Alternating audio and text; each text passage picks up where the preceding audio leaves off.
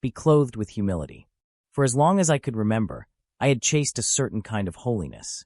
It was a holiness I could measure. In the hours I spent in prayer, the verses I memorized, the disciplines I kept. I wore my spiritual achievements like a finely tailored suit, and though I would never have admitted it, a quiet satisfaction hummed beneath it all. I was thankful, of course. Thankful that God had made me different, not like the others who seemed to struggle so much. I even saw my own occasional sharp words or impatience as righteous indignation. After all, wasn't it for God's sake? Then I came across those words. The great test of whether the holiness we profess to seek or to attain is truth and life will be whether it be manifest in the increasing humility it produces. The phrase hit me with a jolt. I had always seen holiness as a destination, a peak to be climbed. This text suggested it was a river, and its current was humility. I looked at my own life and saw not a deepening stream, but a stagnant pool of self-congratulation. The more I achieved, the more convinced I was of my own spiritual stature, not of my utter dependence on God. The gigantic me was alive and well, hiding behind my devotions and my good deeds. I began to see it everywhere.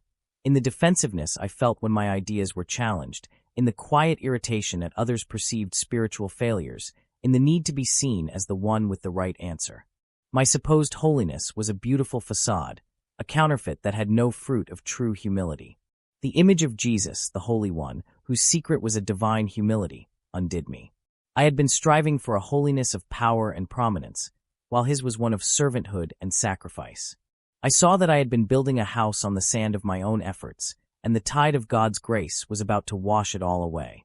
A new way opened up to me then, not through greater effort, but through surrender. I began to ask God to show me the truth about myself, to expose the pride that I had so carefully disguised. This wasn't about a one-time humbling, but a new, abiding state of being. I received it by faith, this truth that holiness and humility are inseparable. It wasn't a virtue to be added, but the very soil in which all other virtues could grow. The path to true holiness wasn't to ascend, but to descend, to take the lowest place. In that moment of yielding, I felt a burden lift. My old pursuit was a race of exhaustion. This new one was a dance of grace. And for the first time, I felt the quiet, beautiful bloom of a true and living holiness beginning to unfurl in my heart.